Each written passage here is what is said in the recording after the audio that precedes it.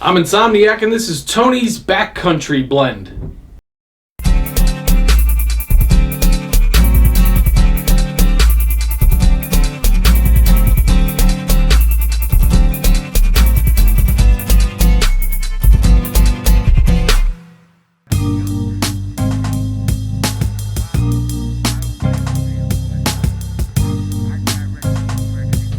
Okay, so Tony's Backcountry Blend. I believe this was sent in by Caleb. Shout out to Caleb. If not, and I got that completely wrong, then shout out to whoever sent it in, and apologies on top of that. Now, the only reason I notice is Backcountry Blend, as you can see here, it just says Tony's on the front, and on the back, I guess the store, the place that it came from, they literally wrote Backcountry Blend on there in pen, so that's how I know. While we're in close here, I'll give you a better look at the beans.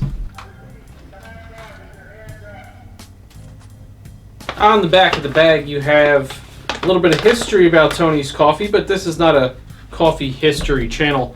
You can go to tonyscoffee.com, I suppose, and it'll tell you everything you need to know. I really don't care. Gives you some brewing instructions, including water temperature and ratio on the side of the bag. And on the front, it just says Tony's Coffee, roasted in Bellingham since 1971.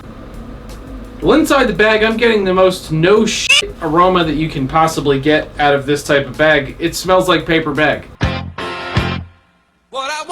Now, if you go back and watch all of my coffee reviews, I've never said that the inside of any of these bags of coffee smells like the inside of a bag, but this one literally smells like the inside of a paper bag. So a bit of aroma coming off of the, it says here on the back, compostable bag. Oh, this is a terrible idea. And other than that, I get a little bit of salted almond, and that's it. So we're not really going to get a whole lot of information from the raw beans in the paper bag. So let's just grind this right up.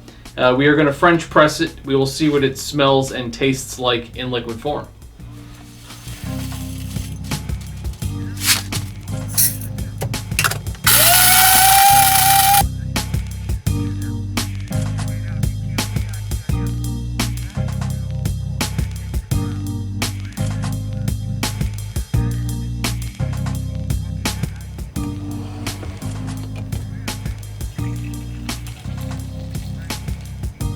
Okay, so we have some of this Tony's Backcountry Blend brewed up here. Looking good out of the French press. Let's see what it smells like.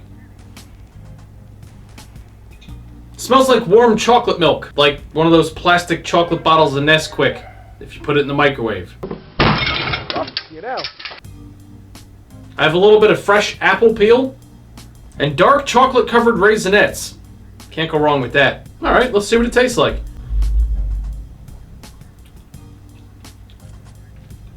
All right, anybody who's watching this who's a Tony's fan, you're probably going to hate me for saying this, only because it comes across as if I'm just downplaying the coffee, but what it mostly tastes like is just pretty good coffee. Thank you so much.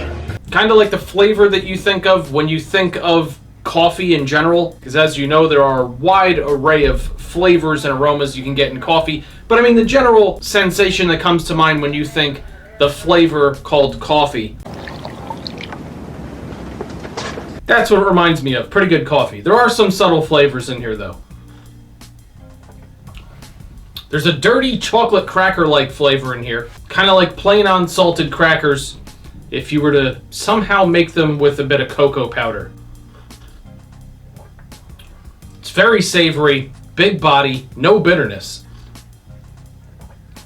And interestingly enough, there's a little bit of sweetness towards the tail end of the sip, and it lasts into the finish. Doesn't really appear to be attached to any flavor that I can throw out there for you, but there is a nice little bit of sweetness in here naturally. So long story short, it's not necessarily impressive or super unique, but like I said, it tastes like pretty good coffee. You can't possibly be repeating yourself all night. On a scale from 1 to 10 Mike Tysons, I'd give this a 6.5.